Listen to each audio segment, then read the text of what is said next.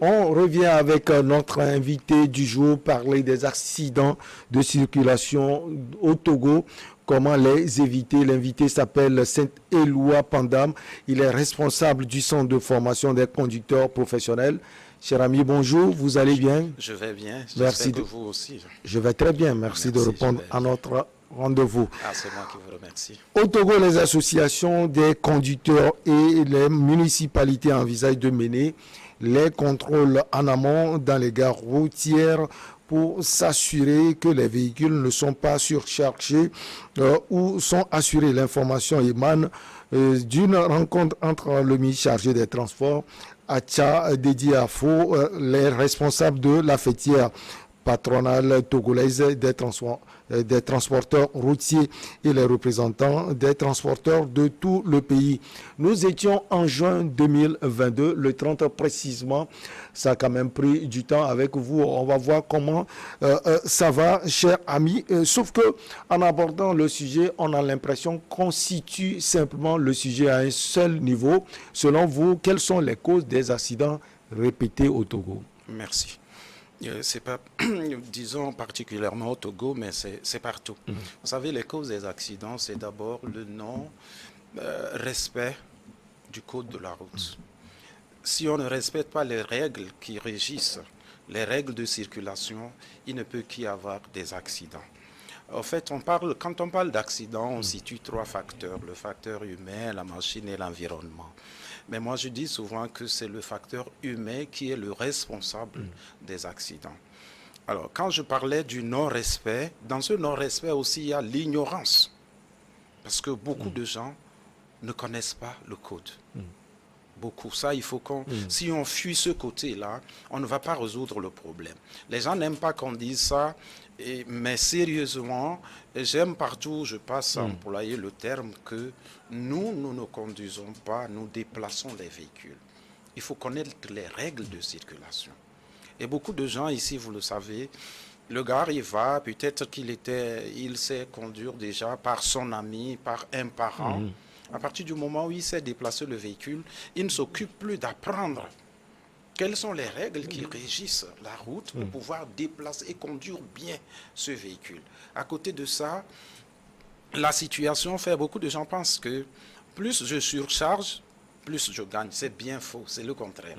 Quand tu surcharges, tu consommes aussi plus. Nous ne faisons pas de bons calculs.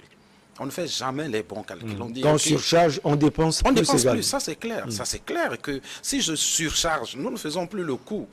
On pense que quand le véhicule est surchargé, quand nous faisons les modules d'éco-conduite, par exemple, on vous parle de poids plume. Plus le véhicule est léger, moins il consomme. Et mais lui, le gars, il se dit, écoutez, bon, puisqu'on a augmenté les frais ici, je dois faire, je vais surcharger. C'est faux. Plus tu surcharges, tu consommes aussi beaucoup. Et tu uses tes pneus, il y a beaucoup de facteurs. Voilà. Mais bon, nous, on ne regarde pas ça. Et aussi l'excès. L'excès de vitesse. Il faut vraiment qu'on prenne, comme les gens le disent, les taureaux par les cornes. Il faut qu'on aborde les vrais sujets. Il faut aller. C'est le plus grand problème, c'est parce que les gens, ils ne connaissent pas le code de la route. Vous allez croiser deux personnes, ils sont en train de se battre, ils s'insultent. C'est parce que l'un ne sait pas est-ce que j'ai raison ici ou c'est lui qui a raison. Et l'incivisme maintenant règne, l'incivisme au volant, on perd le temps, on insulte. Il y a beaucoup de facteurs, mais le grand même, c'est celui dont je viens de vous parler. Alors, ce contrôle, j'ai parlé de cela tout à l'heure. Est-ce que vous pensez que de juin à octobre, quelque chose a eu à changer? Pour être honnête, je ne pense pas. Parce que quand vous regardez les recrudescences d'accidents, tous les jours, nous avons des accidents. Il ne se passe pas un jour qu'on ne nous parle pas d'accidents dans ce pays. Et je ne pense pas, sérieusement, moi, non, je ne pense pas que ça a beaucoup changé. Puisque il ne suffit pas qu'on aille dire, écoutez, on va vérifier, voir si... Pourquoi on ne me dit pas, on va vérifier, voir si le gars, il est habile, son habileté au volant, son habileté à manier ce véhicule-là. Si je fais une surcharge, convient, ou si je ne surcharge pas, alors que moi-même, là, je ne connais rien du code de la route. Peu importe que je sois surchargé ou pas, je peux avoir un accident. Donc, pour vérifier, il faut que tout ceci soit mis en œuvre. Alors, en quoi la protection civile, par exemple, peut aider à éviter ces accidents? Parce que lors de cette rencontre, il y avait également le ministre en charge de la protection civile, le ministre Yak Daman. Je dirais la répression. Parce qu'on a pris du temps depuis longtemps à en parler, on a sensibilisé. Maintenant, il faut passer à la répression. Si on aime, on dit souvent, hein, qui aime bien châtie bien. Bien. Ce n'est pas parce que si on sort, quand moi je vais parler d'ici de répression, ou que si le ministre de la sécurité parle de répression, que les gens soient... Non, qui aime bien châtie bien. Ce n'est pas intéressant que chaque jour, quand on est assis, on vienne nous dire, ah, tel est mort, tel, il y a eu un accident avec des morts. Et quand on parle de sécurité routière, c'est un truc sociétal qui doit être partagé.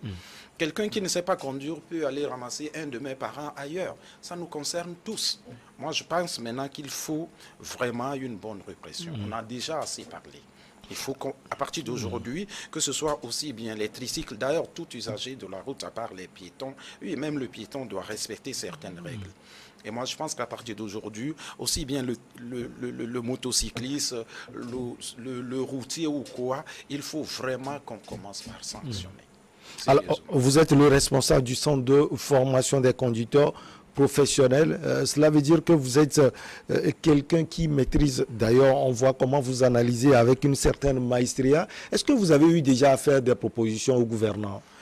Oui, et même pas plus que je prendrai le truc de ne pas dévoiler parce que justement, nous sommes en train, j'ai fait des propositions pour qu'on trouve un système qui va nous aider, si Dieu veut bien. Malheureusement, je ne pourrai pas parler de ça ici parce que nous sommes en pourparlers. Mais les propositions, on fait toujours des propositions. Et d'ailleurs, nous, le centre même sort.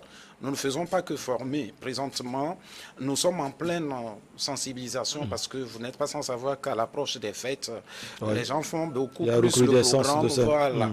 Et donc, pour ça, nous sommes allés au-devant des choses. Le centre a pris sur lui de sortir. Nous avons ciblé quatre grandes gares routières à Lomé ici pour aller les sensibiliser. D'ailleurs, lundi, nous serons à Orlando. Nous avons déjà commencé notre part pour qu'ils comprennent. Nous allons vers les chauffeurs pour leur dire. Parce que pour moi, je ne pense pas qu'il faille qu'on vienne nous dire... un chauffeur qui sort pour chercher sa nourriture, on ne devrait pas venir nous dire que ce type a perdu la vie. Qu'il est mort, c'est pas vraiment, c'est quelqu'un, il va à son boulot. Il faut qu'ensemble, il nous écoute et pour qu'on préserve. Vous voyez, on a des familles, on a tout ça. Moi, je dis souvent, si c'est un djihadiste, eh bien, s'il est allé mourir, on sait sur pourquoi il était allé, il va au djihad, le djihad. Mais un chauffeur n'est pas égal à aller mourir. C'est nous qui faisons, c'est pas la route qui nous tue, c'est pas le véhicule qui nous jette, c'est l'homme qui fait tomber le véhicule. Peu importe la situation que nous avons sur la route, si nous adaptons notre vitesse, on s'en sort. Voilà. Alors, tout à l'heure, vous l'aviez dit, et vous êtes en train de discuter avec les gouvernants. Est-ce qu'on peut espérer? L'espoir ne vient pas de moi. Parce que tout parle des décisions qui ont été prises. Oui, les décisions doivent être prises. Moi, j'ai certaines approches de solutions. Et chaque fois que je trouve, j'y vais. Chaque fois, sérieusement. Moi, ceux qui me connaissent, ils savent, je frappe aux portes. Je vais, je dis, écoutez, par rapport à ça, moi j'ai cette idée. Je ne dis pas que j'ai le monopole des idées, mais j'ai cette idée que si, normalement, on l'applique, on devrait pouvoir. Mais maintenant, la décision ne me revient pas. Parce que sérieusement, si la décision me revenait, il aurait fallu que chaque fois, nous ayons ce que nous appelons une formation continue. Et pour moi, la sécurité routière, c'est comme une chemise. Vous avez beau avoir une chemise qui coûte 1 million, si vous ne la lavez pas tout le temps, cette chemise, elle n'a plus de valeur. Et quand on va apprendre à conduire, le code évolue. Et c'est peut-être dans nos pays que nous ne faisons. Mais le code ailleurs, ça évolue. Et donc, si j'ai appris à conduire en 2010, il va falloir qu'à chaque fois, chaque année, que je retourne.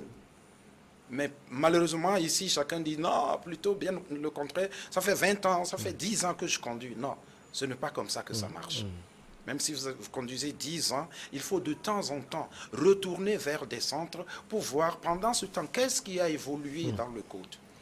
Et donc, nous avons chacun son rôle à jouer. C'est sur une scène, aussi bien les gouvernants, parce que si ce côté on doit prendre, il faut aussi qu'on mette assez de panneaux sur certaines routes. Vous voyez, donc on ne va pas aller dans ce... Mais voyons voir les accidents, comment faire. Mais il y a tout ça dans le lot. Alors, en parlant de centre, vous êtes le responsable du centre de formation des conducteurs professionnels. Alors, qu'est-ce qui est fait précisément dans le centre pour éviter ces accidents? Dans le centre, ceux qui viennent au centre, vraiment pourront... Nous avons une phrase que nous disons au CFCP, nous n'aimons pas tellement nous vanter au CFCP, mais le CFCP est nettement et l'auto-école en nettement mieux du Togo. Vous savez, au CFCP, nous avons mis des moyens pour que nos confrères ou bien nos apprenants ne puissent plus dire, OK, à chaque fois au Togo on entend ça, oui au Togo on n'a pas ceci, oui nous on ne conduit pas, c'est parce que ça. Nous avons mis le centre pour ça. Le centre est équipé, aussi bien dans la formation que dans la sensibilisation. Quand quelqu'un qui rentre au centre, nous ne lui faisons pas que la formation initiale, mais nous y ajoutons la sécurité routière, des sensibilisations, des simulations. Parce que beaucoup de gens se disent, c'est quand moi je bois que je conduis mieux. C'est faux, ça n'existe pas. L'alcool, ça nous fait un film dans notre tête. Et moi je dis toujours, l'alcool, ça nous donne un plaisir égoïste. Parce que si je bois, j'ai une famille, puisque beaucoup de gens, quand je pose des questions au conducteur, pourquoi tu bois? Il me dit, oui, moi je bois pour le plaisir. C'est un plaisir qui n'est pas partagé. Parce que c'est toi seul qui... Et c'est pareil, quand tu as bu, tu es au volant, il t'arrive souvent certaines choses que tu penses que c'est la réalité, mais ce n'est pas ça. Alors au centre, nous avons des simulations pour l'alcoolémie. Nous avons des lunettes où lorsque vous placez ces lunettes, vous êtes sous. Et on vous fait voir ça immédiatement. Alors, en vivant ces choses, je ne pense pas que ce type sortira encore répéter la même chose. On prend la fatigue. Au centre, nous avons aussi les simulations pour la fatigue. Parce qu'il y a des gens qui pensent que, oui, moi, quand je suis fatigué, ça va aller, hein, je vais encore atteindre ici. Non, ce n'est pas possible. Et donc, on a des simulations pour leur montrer. On prend aussi la sécurité routière encore. Au centre, nous apprenons aux apprenants ils sont en immersion. C'est un apprentissage en immersion. Ça veut dire quoi?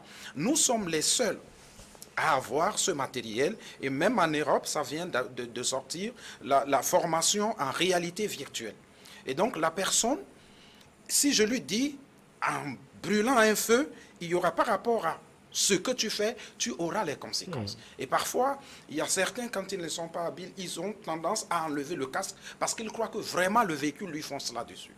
Alors ça reste en tête. Donc au centre, nous faisons la formation initiale, formation continue, la remise. L'initiale, c'est quand vous n'avez jamais fait.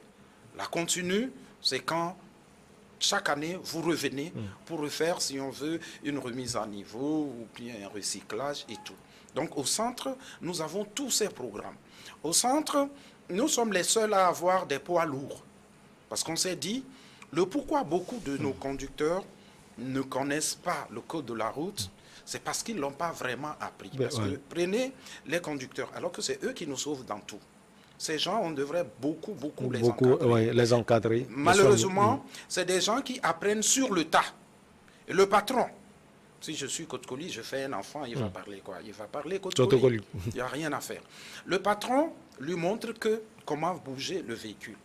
Et quand ce monsieur parvient à pouvoir bouger ce véhicule, il ne perd plus le temps nécessaire pour apprendre le code de la route. Et ils conduisent comme ça.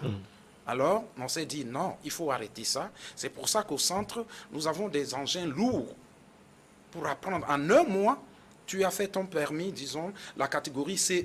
En un mois, tu as fait pour pouvoir, tu es prêt pour aller passer ton examen de permis. Et un autre programme, à part les remises à niveau, les formations en société et en entreprise, et nous avons aussi le programme pour les jeunes, parce que le Togo s'agrandit. Demain, le Togo, avec le programme, le PND, si on s'inscrit dans le programme que le chef de l'État est en train de... Lomé sera un hub d'affaires. Nous avons besoin de bons chauffeurs. Et demain, pour que nous ayons des bons chauffeurs, il faut commencer par le bas âge. Et donc, nous avons un programme que nous appelons la conduite accompagnée pour les enfants de 15 ans.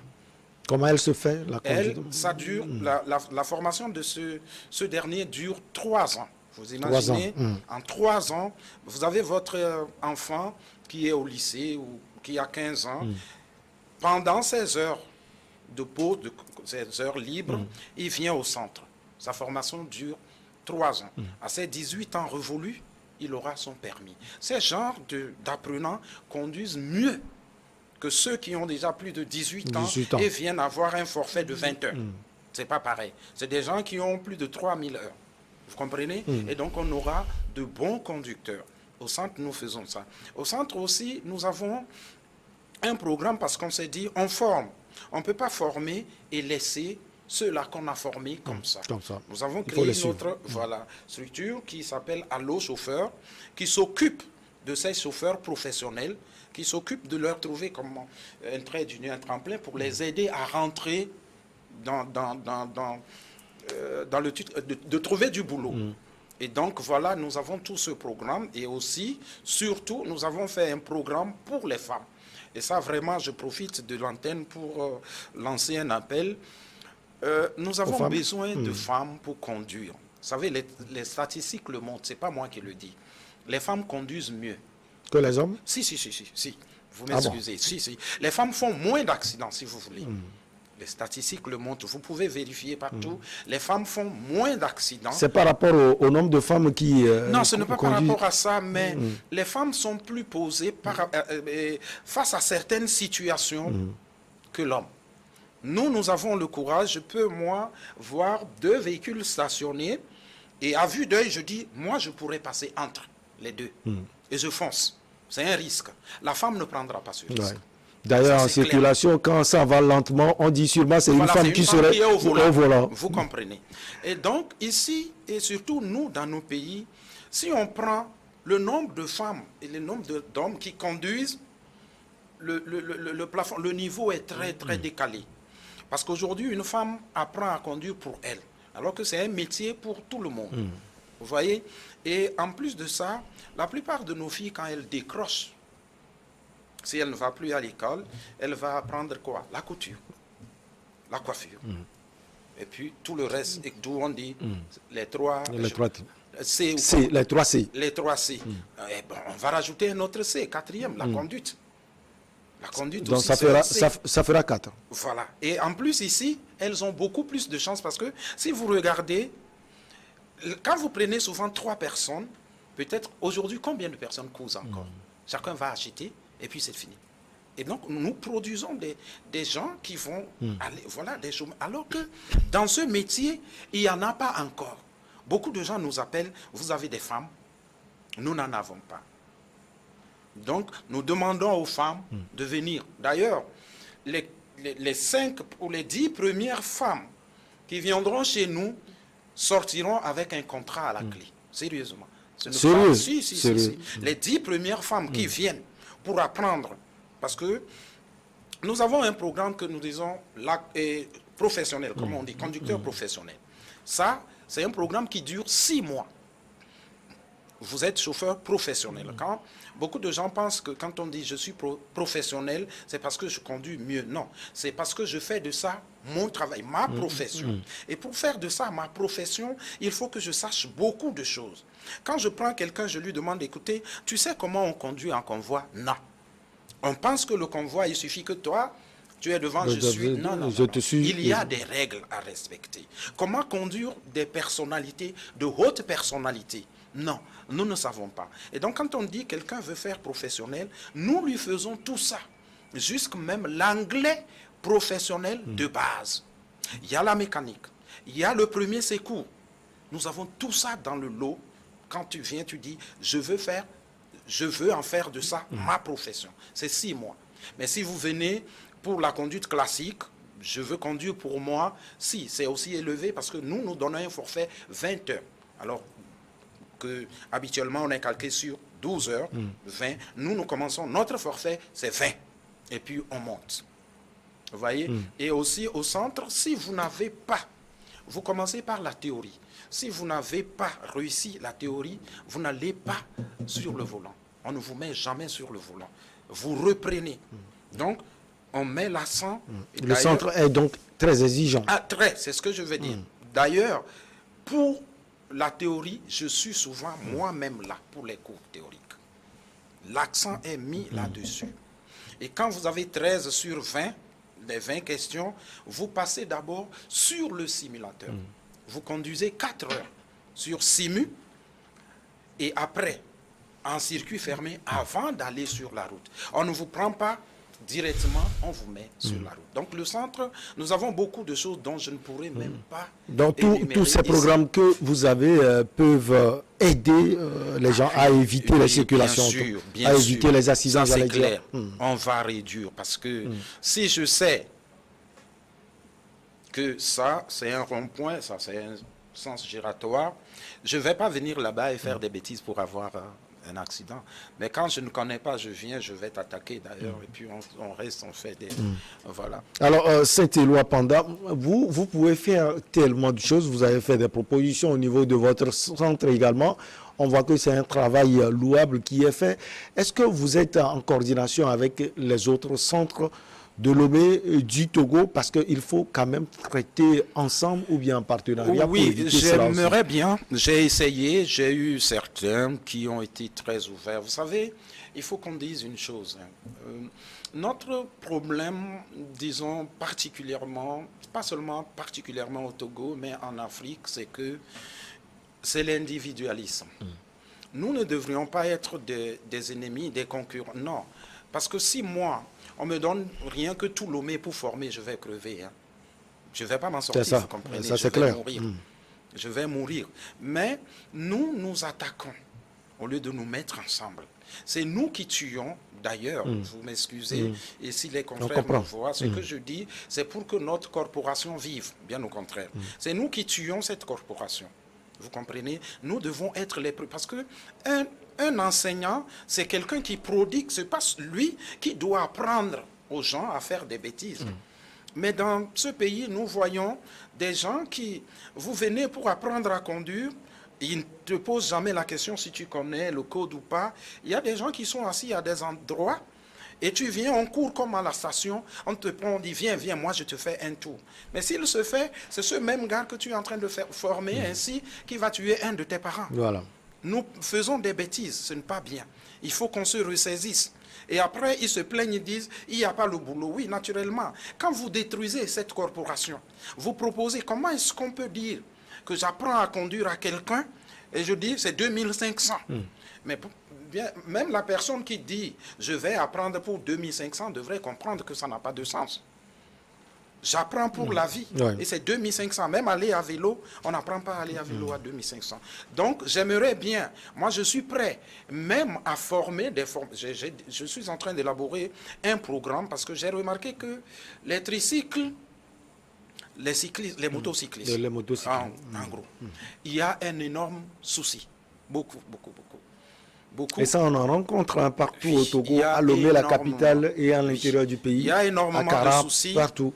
Et donc, je suis en train de faire un programme pour la formation des formateurs de motocyclistes. Parce que c'est quelque chose on pense que former, et je vois, aller à moto, c'est quand j'ai un copain ou une copine qui a sa moto, le soir, je suis devant, il tient. Non, c'est pas comme ça qu'on apprend à aller à moto. Il y a tout un programme qu'il faut suivre. Et si nous voulons demain assainir nos routes, et que la route soit fluide d'ailleurs. Vous savez, la route, peu importe de la façon dont nous roulons, peu importe qu'on nous fasse des doubles, ou boulevard collé double, elle sera toujours saturée. Parce qu'on nous fait une route, mais au même moment, nous ne savons pas comment utiliser cette route. Comment voulez-vous avoir de la fluidité? Vous avez des motos sur la route qui sont entre des véhicules, au milieu. Très dangereux. Vous pouvez être à côté. Parce que moi, je peux rater mon frein et je t'écrase contre l'autre véhicule qui est devant. Il y a énormément de choses à voir. Donc, la route, il faut dire à ces gens comment on utilise la route. Et tout ça, c'est quand on apprend les règles de circulation qu'on vous apprendra. Autrement dit, vous êtes très ouvert. Ah oui, à toute proposition. À toute proposition. Moi, j'ai fait le programme et je vais même mettre des modules de formation. Je suis ouvert. D'ailleurs, ceux qui sont venus chez nous, puisque d'autres centres n'ont pas de véhicules lourds pour la formation. Ils viennent me voir, moi je suis ouvert. Nous œuvrons tous pour le développement de notre pays. Il n'y a pas de raison que quelqu'un dise, moi, mon centre est ainsi, non, je suis ouvert à toute proposition. Saint-Éloi Pandam, ça a été un plaisir de vous avoir. Avant de finir, vous avez sans doute un dernier mot. On a parlé avec vous des accidents de circulation. On a vu les quelques points. Comment surtout les éviter? Oui, si j'ai un mot à dire, surtout que nous sommes en sensibilisation, c'est de parler. Les usagers, ce n'est pas seulement celui qui va jusqu'à Cara, et nous sommes tous concernés, vous ou moi, nous circulons. Sérieusement, à l'approche des fêtes, il faut qu'on fasse attention. C'est tout. Les fêtes, c'est pour bientôt, hein, les fêtes de fin d'année. Les fêtes de fin d'année. C'est les moments où nous avons plus d'accidents. Et d'ailleurs, on n'a pas besoin, pour atteindre les fêtes, je ne dirais pas seulement au moment des approches des fêtes, puisque pour atteindre les fêtes, il faille bien que je fasse attention. Si je ne fais pas attention, je ne vais pas atteindre les fêtes. Alors, si moi j'ai un mot à dire à mes frères togolais, c'est vraiment qu'on soit courtois au volant et sur les routes. Nous n'avons pas besoin, nul ne sort... Je quitte chez moi, tu vas où? Je vais pour faire un accident. Non, personne n'a jamais fait ce programme. Alors ce qu'il faut faire, il faut qu'on soit vraiment patient. Et ça ne sert à rien. Je me dis souvent, on est pressé par rapport à quoi?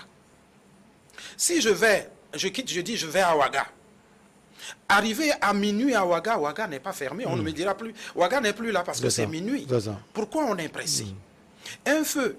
Aujourd'hui, on respecte le feu lorsqu'on voit un agent aussi ajouté là-bas. Non, conduisons. Vous savez, quand je suis un conducteur, si je perds la vie aujourd'hui, si j'étais chez un patron, il me remplace immédiatement. C'est clair. Alors, ce que je voudrais poser à mes frères togolais, et vous, qui vous remplace auprès de votre famille? C'est la seule question. Si vous aimez vos enfants comme ils vous aiment, conduisons responsables. Nous ne sommes pas sortis pour faire la pagaille. Tu sors, ton enfant, il t'attend. C'est d'ailleurs quelqu'un... Quand il voit même une moto, je vais partager un truc avec vous. En 30 secondes pour finir. En 30 secondes. Nos enfants nous aiment plus que tout. Hein. Ce même enfant te dit, j'ai besoin du café. Tu lui donnes le café, tu veux partir. Il jette son café là, il court, il pleure.